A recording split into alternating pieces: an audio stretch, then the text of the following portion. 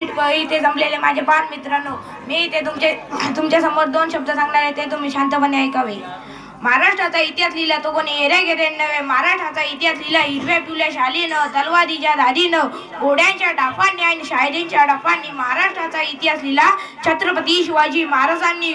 मुजरा त्या छत्रपती शिवरायाला, त्या रयतेच्या राजाला, ज्याच्या भक्तीला जोड नाही, शौर्याला तोड नाही, जो तांग आहे सागरा समान, ज्याचे छत्र म्हणजे आबालाचा सन्मान, उगवत्या सूर्याची शान, मराठी माणसांचा धगधगता अभिमान, कालीज आहे सह्याद्री त्याला शंभूचा अभिमान, महाराष्ट्राच्या देवगडात त्याचे पहिले आहे स्थान.